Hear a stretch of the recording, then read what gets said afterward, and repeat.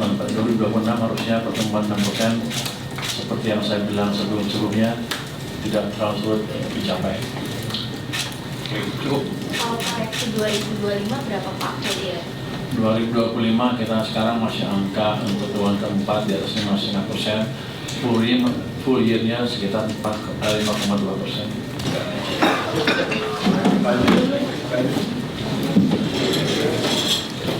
Ini saya mesti bacain dulu ya. Selamat sore, Assalamualaikum warahmatullahi wabarakatuh. Salam sejahtera untuk kita semua. Hari ini saya memastikan bahwa penyaluran APBN tetap berjalan dengan baik di akhir tahun. Anggaran dimulai dengan mengunjungi Direktorat KCTP, KPPN Jakarta 1 dan KPPN Jakarta 2 untuk memastikan bahwa operasi atau layanan pada KPPN tetap berjalan dengan standar sebagaimana mestinya. Saya memanfaatkan kesempatan kunjungan untuk berdialog dengan satuan kerja yang dilayani untuk mendapatkan gambaran apakah proses pencairan anggaran pada akhir tahun berjalan lancar. Momen akhir tahun ini krusial, terutama untuk wilayah kerja DKI Jakarta karena menangani 70% dari alokasi belanja pemerintah pusat terhadap APBN. Agenda kemudian dilanjutkan dengan rapat ALKO bersama dengan para pimpinan dan pejabat terkait di lingkungan Kementerian Keuangan dan dialog akhir tahun dengan seluruh jajaran Kementerian Keuangan di Indonesia untuk memastikan di akhir tahun semuanya berjalan dengan baik. Jadi saya barusan selesai acara tadi. Sedikit ke kinerja APBN. Pada agenda dialog akhir tahun saya berinteraksi melalui ruang daring dengan seluruh jajaran Kementerian Keuangan yang tersebar di Indonesia. Masing-masing regional melaporkan mengenai update dan kondisi dari APBN regionalnya. Pada sisi ini juga saya berkoordinasi dengan seluruh perwakilan Kementerian Keuangan di regional mengenai penyelesaian transaksi akhir tahun anggaran 2025. Selanjutnya kinerja APBN berjalan on track dan terkendali. Kami terus memantau perkembangan kerja APBN sampai tutup kas nanti malam jam 12 ya. Realisasi APBN 2025 rencananya akan disampaikan dalam konferensi pers minggu depan.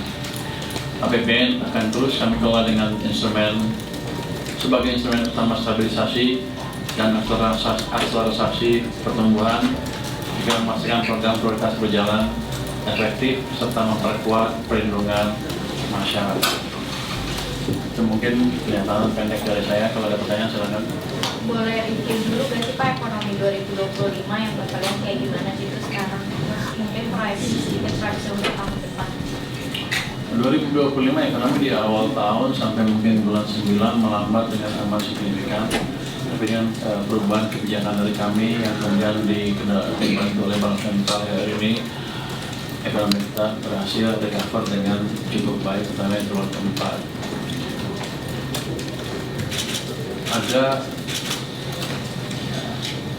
dampak kebijakan injeksi uang yang kita taruh di sistem perbankan itu nggak seoptimal yang saya duga sebelumnya. Harusnya ekonominya lebih cepat karena ada sedikit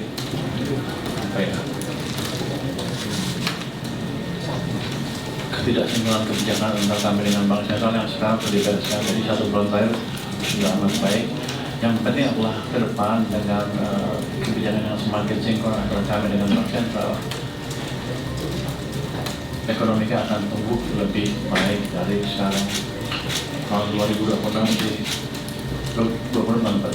harusnya pertumbuhan 6% seperti yang saya bilang sebelumnya tidak terlalu sulit dicapai. Cukup. Kalau proyeksi 2025 berapa Pak? Jadi ya?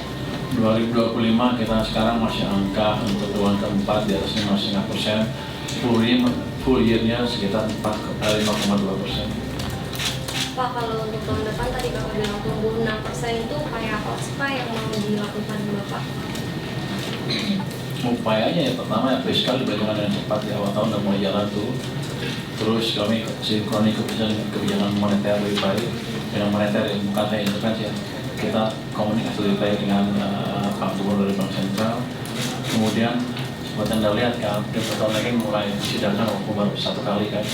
Tapi saya di situ saya bisa ngeliat deh, kira-kira problem yang dihadapi bisnisnya apa sih. Nanti ke depan akan semakin sering tuh sidangnya seminggu sekali kan, atau mulai ke depan. Harusnya itu akan pelan-pelan kita hilangkan hal-hal yang menghambat bisnis para pelaku usaha di sini. Tapi rupanya asing juga melihat tuh kebijakan itu, mereka melihat dan kelihatan semakin optimis. Udah banyak akan mengadukan dari luar negeri, Singapura dan negara-negara lain yang pengusahanya punya investasi di sini.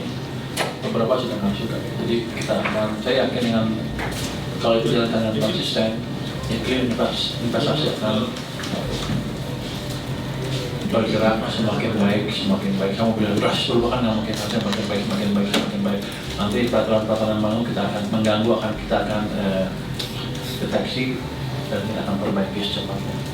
Jadi itu aja sudah cukup untuk tumbuh 6% atau lebih.